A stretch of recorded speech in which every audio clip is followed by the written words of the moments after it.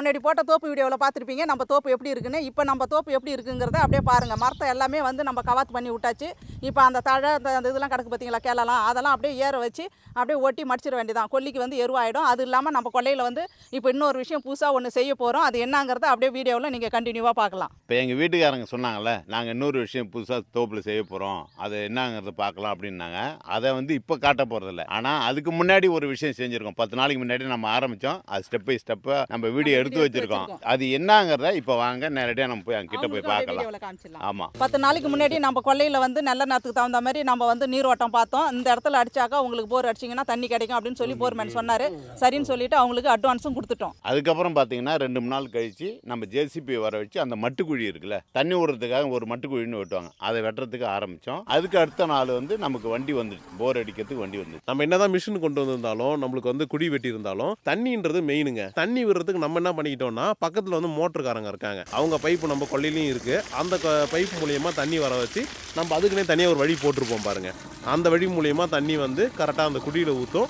அந்த குழியிலேருந்து என்ன பண்ணுவாங்கன்னா போர்வெலுக்கு தண்ணி அது மூலியமா எடுத்து மேலே ப்ரெஷர் மூலியமா இறக்குவாங்க. அந்த குழி இறக்குறாங்க இல்லையா, அந்த பைப் இறக்கும்போது ட்ரில் பண்ணும்போது கீழே சூடாகக்கூடாது. அந்த பிட்டு வந்து சீக்கிரமாக கீழே இருக்கக்கூடிய அந்த மட்டு, அதுக்கு கீழே இருக்கக்கூடிய லேயர் எல்லாத்தையும் உடச்சி வெளில எடுக்கணுன்றதுக்காக ஃபோர்ஸாக தண்ணி கீழே போய் அடிக்குங்க. இப்போ உள்ளே போகிற தண்ணி என்ன பண்ணுது பார்த்தீங்கன்னா, அந்த உள்ளே போகிற போர் க்ளீன் பண்ண அந்த மண்ணை பூரா மட்டுக்குழிக்கு கொண்டு வந்துருங்க. வெளியில் வந்து தண்ணி ப்ரெஷர்லேயே கொண்டு வந்துடுவாங்க அந்த மண்ணை. இங்கே பார்த்தீங்களா சாம்பிளுக்கு எப்படி எடுத்து வச்சிருக்காங்க பாருங்க. ஒவ்வொரு பைப்பும் இறங்க இறங்க உள்ளே வந்து கல் இருக்கா, உலை இருக்கா, மணல் இருக்கா, இல்லை வந்து பெருசாக ஏதாவது பாறை இருக்கா அப்படிங்கிறதுக்காக அப்போ டெஸ்ட் பண்ணுறதுக்காக அவங்க வந்து இந்த மணலை வந்து அப்போ ஒரு கொட்டு எடுத்து வைப்பாங்க. அது மாதிரி தான் இப்போ வந்து பார்த்தீங்கன்னா அங்கே பாருங்க லைனாக எடுத்து வச்சிருக்காங்க. இந்த போர் எத்தனை நாளில் முடிச்சு தரேன்னு சொன்னாங்கன்னா, எங்கள்கிட்ட சொன்னது அவங்க 3 நாளில் நாங்கள் முடிச்சு கொடுத்துட்றோம், நீங்கள் வந்து மற்ற வேலையை பாருங்கள் அப்படின்னு சொல்லிட்டாங்க. ஆனால் நாங்கள் என்ன சொல்லிட்டோம்னா, எங்களுக்கு பகலில் மட்டும் ஓட்டினா போதும், நைட்டில் ஓட்ட வேண்டாம் அப்படின்னு சொல்லிட்டோம்.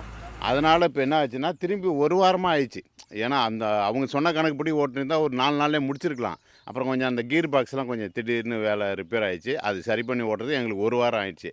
ஒரு வாரத்தில் அப்புறம் கம்ப்ளீட் பண்ணி கொடுத்துட்டாங்க. அது மட்டும் எத்தனை அடின்னு கேட்டிங்கன்னா 600 அடி தான் நாங்கள் சொல்லியிருந்தோம். எங்களுக்கு எக்ஸ்ட்ரா ஒரு 18 அடி ஓட்டி கொடுத்து 618 அடியாக ஓட்டி முடிச்சுட்டாங்க. அதுக்கப்புறம் பார்த்தீங்கன்னா பைப்பு அவங்க போர்வெலுக்கு எடுத்து வந்தாங்க. அந்த பைப்பு வந்து மொத்தமாகவே அவங்க எல்லாமே ரேட்டாகவே பேசி விட்டுட்டோம். எதுவுமே நம்ம தனிப்பட்ட முறையில் போய் வாங்கிட்டு வரதில்லை. இதில் வந்து நடுவில் நாங்கள் பண்ண செலவு என்னென்னா, அவங்களுக்கு டீ செலவு, ஏதாவது சாப்பாடு ஏதாவது நடுவில் செஞ்சு கொடுத்தது, அது மட்டும் இல்லாமல் ஃபஸ்ட்டு அந்த குழி வெட்டணும் இல்லையா, அதெல்லாம் நம்ம தனிப்பட்ட செலவில் வந்துச்சு.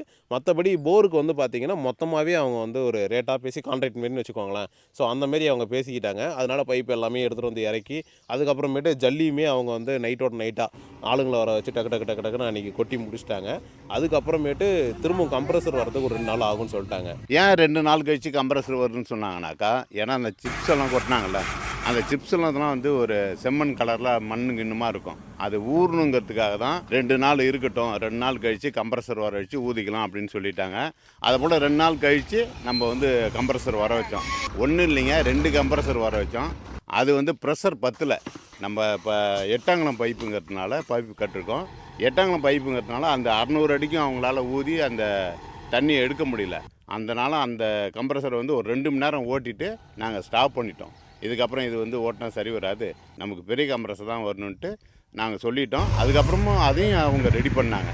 அது எத்தனை நாள் ஆச்சுன்னா, அது வரத்துக்கு ஒரு 3 நாள் ஆச்சுங்க, அடுத்த கம்ப்ரஸர் வரதுக்கு. அதுக்கு முன்னாடி நம்ம காலையிலே வந்துட்டு நம்ம அந்த கவாத்து பண்ணோம் பார்த்தீங்களா, அதெல்லாமே வந்து அப்படியே எல்லாத்தையும் ஓரம் கட்டி வச்சுட்டு ஜேசிபியை வர வச்சு அந்த மரம் வெட்டணும் பாருங்கள். அதில் அடியில் வேர் இருக்குது பார்த்தீங்களா, அந்த வேரையுமே வந்து நம்ம அப்படியே நோண்டி எடுக்க சொல்லிட்டோம். ஏன்னா நாளைக்கு வந்து நம்ம ஏதாவது பயிர் வைக்கக்குள்ளே ஏர் ஓட்டக்குள்ளே அந்த கலப்பில் வந்து ஏரில் சிக்குங்கிறதுனால அந்த வேர்லாம் நம்ம வந்து இப்போ ஜேசிபி வச்சு அந்த வேருமே பறிச்சாச்சு. கொஞ்சம் நேரத்தில் பார்த்தீங்கன்னாக்கா மிஷினில் வந்து பைப்பு மாட்டி நம்ம கம்ப்ரஸரும் ஓட்ட ஆரம்பிச்சாச்சு. இப்போ அந்த ப்ரெஷர் வந்து கீழே இறங்க அடியில் கிடக்கிற அந்த கல், ஜல்லி, மணல் எல்லாமே எப்படி அடித்து மேலே கிளப்பி எப்படி வருது பாருங்கள். தண்ணியுமே பார்க்கறதுக்கு அப்படியே தடன்னு காஃபி மாதிரி இருக்குது. அப்படியே சும்மா எப்படி பிச்சு அடிக்குது பாருங்கள். அதுக்கப்புறம் ஒரு 10 நிமிஷம் தாங்க தண்ணியை பார்த்து அப்படியே கலகலன்னு அப்படியே வெள்ளை விளையாடுன்னு பால் மாரி ஆயிடுச்சிங்க. 10 நிமிஷம் நாங்கள் நின்று பார்த்ததுல ரொம்ப ஹாப்பி ஆகிட்டோம். ஏன்னா தண்ணி அந்த அளவுக்கு தெளிவாக வந்தது, ரொம்ப மகிழ்ச்சியாக இருந்ததுங்க. தண்ணியை பார்க்க சந்தோஷம் தான். நாங்கள் போய் குளிக்கலாமான்னு நினச்சோம், ஆனால் டைம் ஆயிடுச்சு. அன்டைம் ஆகிடுறதுனால மோட்டர் இறக்கிறதுக்கு ஆமாம், போய் சாமிக்கு தான் ஃபஸ்ட்டு தண்ணியை வந்து நம்ம அபிஷேகம் பண்ணணும். பண்ணதுக்கு பிறகு தான் நம்ம குளிச்சாலும் குடித்தாலும் எது செஞ்சாலும். அதுதான் அது சொன்னதுனால அது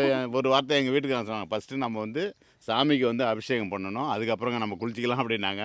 இருந்தாலும் டைமும் அன்டைம் ஆயிடுச்சு. சரி போய் இந்த நேரத்தில் போய் நம்ம அதில் எதுங்க வேணாமன்ட்டு அப்படியே நின்று சந்தோஷமாக ஹாப்பியாக நிறைவு பண்ணோம் அந்த தண்ணி வந்ததெல்லாம் தண்ணியை பார்த்து. பார்த்ததும் ரொம்ப சந்தோஷமாயிடுச்சு எல்லாருக்கும். அப்புறம் எல்லாருமே வந்து சந்தோஷமாக இருந்தோம். அந்த போர் இறக்குனவங்களேருந்து அங்கே ஒர்க் பண்ணவங்களேருந்து எல்லாருமே வந்து ரொம்ப ஹாப்பியாக இருந்தோம். எங்கள் ஊரில் பார்த்தீங்கன்னா நீர்மட்டம் வந்து 300 அடியிலே இருக்குங்க. 300 அடி 350 அடி அடித்தாலே போதும்.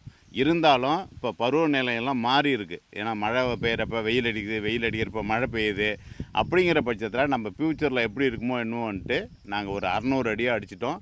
600 அடி அடித்ததில் எங்களுக்கு ரொம்ப மன திருப்தி, ஹாப்பியாகவும் இருக்கும். இந்த போர்வெல்காரங்க எங்கே இருக்காங்க என்னங்கிற விவரத்தை நாங்கள் வந்து கீழே நம்பரும் கொடுக்குறோம். நம்ம கடலூர் மாவட்டம் தான் அவங்க.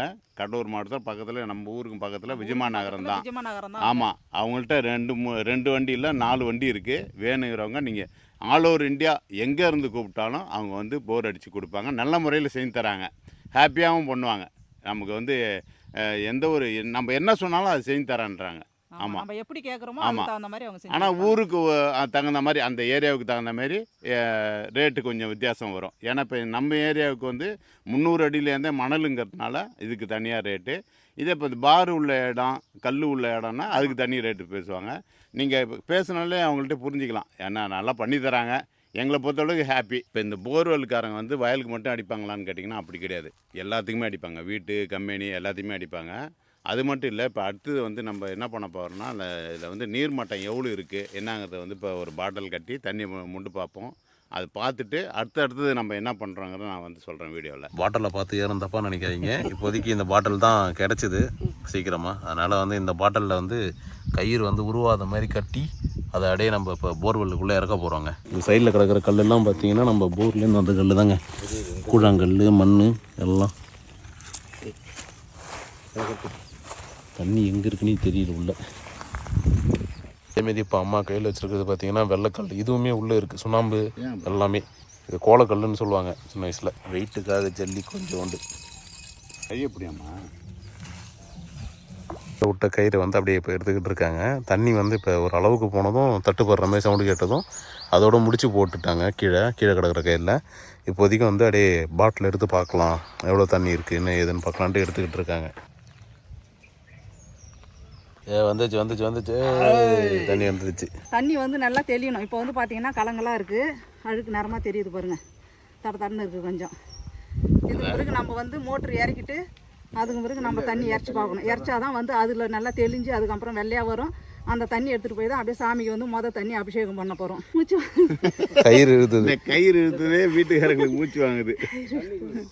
வந்து பார்த்தீங்கன்னா அப்படியே இதை சேஃப் பண்ணி வச்சிடுறோம். ஏன்னா மாடு அடிக்கடி வரும், வந்து அதை பற்றி முட்டிக்கிட்டு இருக்கும். அதனால் துணியை போட்டு மேலே ஒரு மூடி மாரி இருக்கும், அதை எடுக்க போகிறாரப்பா. அதை எடுத்து போட்டு அதுக்கப்புறமேட்டு இங்கே ஒரு வேலி வச்சுருக்கோம் பாருங்கள். இதை மடித்து கட்டிருக்கோம். இதை அப்படியே கூண்டு மாதிரி எடுத்து அதில் அடி சொல்லி வச்சுருவோம். அப்படியேக்கலாம். அவ்வளோதான். இந்த மூடியை போட்டு அப்படியே லாக் பண்ணி வச்சுட்டு இன்றைக்கி வந்த வேலை முடிஞ்சிங்க. அடுத்தது வந்து என்னன்னாக்கா மோட்ரு வாங்கணும், அதுக்கு சப்ளை வந்து எடுத்துகிட்டு வரணும். இப்போ உங்களுக்கு வந்து இதனுடைய ஐடியா ஏதாவது இருந்துச்சுன்னா சொல்லுங்கள். அடுத்து என்ன பண்ணலாம், சோலார் போடலான்னு ஐடியாவில் இருக்கேன். சப்ளை எடுத்துகிட்டு வந்து சப்ளையில் போடலாமா அப்படிங்கிற பல ஐடியாவில் இருக்கேன். உங்களுக்கு தெரிஞ்ச ஐடியா ஏதாவது இருந்துச்சுன்னா கமெண்டில் சொல்லுங்கள். நம்ம இன்னொரு வீடியோவில் பார்க்கலாம். டாட்டா.